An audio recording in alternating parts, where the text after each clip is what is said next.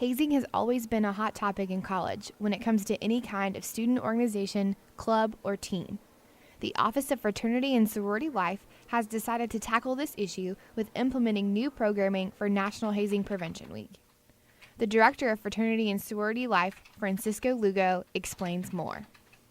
National Hazing Prevention Week is a week-long event that has been done to kind of promote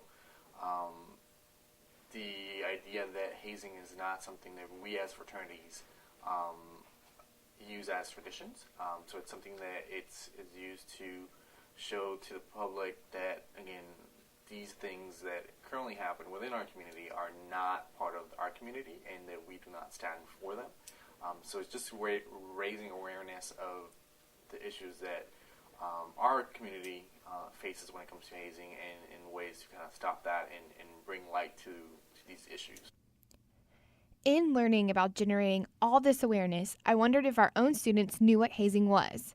In taking to the streets, I found several different definitions of hazing. Hazing is when people in an organization, not necessarily Greek life, initiate their newer members to make them show how loyal they'll be to their group. Sometimes it starts out really playful, and then it can turn really damaging and hurtful, like eating grass. Okay, I believe that hazing is intentionally asking new members of a group or organization to do something they might not necessarily want to do in order to show their loyalty to that group or organization. I think hazing is a form of bullying. Okay, I think hazing is forcing someone to do something that could be detrimental to them. Hazing is abusing your privilege of being a leader. Hazing is abusing the powers that your sisters have trusted you with. Hazing is being hurt by those you love and those you trust. Hazing's stupid and it's mean. Hazing is putting anyone in any kind of situation that may make them feel uncomfortable, just to make them feel like they belong. Hazing is when you make someone do something that they don't want to do. It could be unruly and could affect them physically, mentally, or emotionally. Senior history major Haley Jackson gives us more insight to the definition of hazing. Hazing is anything or everything that makes a new member or active member uncomfortable, or if they feel pressured to do anything, I consider that hazing. Anything that they wouldn't normally do, or they wouldn't normally be comfortable doing, or they wouldn't do on their own. The definition seems simple enough, and National Hazing Prevention Week is prepared to tackle hazing in its many elusive forms. The week kicked off with speaker Rashid Cromwell from the Harbor Institute, who discussed hazing and the tactics to prevent it. Jess Turek, coordinator of Fraternity and Sorority Life, says that hazing prevention itself can come in many forms, and its problems are not exclusive to sororities and fraternities.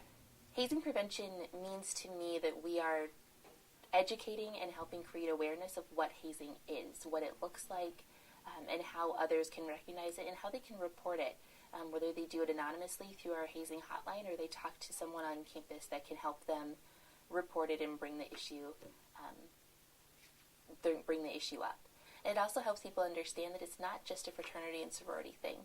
Hazing often happens in our athletic teams, club sports, honor societies, student organizations, and just making people aware of what the dangers are, what the implications are, and so that they can be aware and also be able to recognize that within their friends or peers, so that we can prevent such a terrible behavior on our campus. Senior and National Panhellenic Council President Chad Kinney also stresses the importance of hazing prevention. Hazing prevention is important because if you didn't prevent it, it would happen, obviously. And it has been big cases and big scenarios we had to do with hazing as far as like major injuries, even deaths. So raising awareness about hazing is very important to stop that. Although prevention and awareness techniques have been put in place, hazing still does occur on our campus as well as many others. Graduate assistant Susan Matheson states that she has never been hazed, but does have experience dealing with it. I personally was not hazed when I went through my new member process or when I was an undergraduate member, but before I came here, I worked as a leadership consultant. So I did work with some students that went through that process. So it was really more of like educating them as to why traditions aren't necessarily need to be followed and things need to change.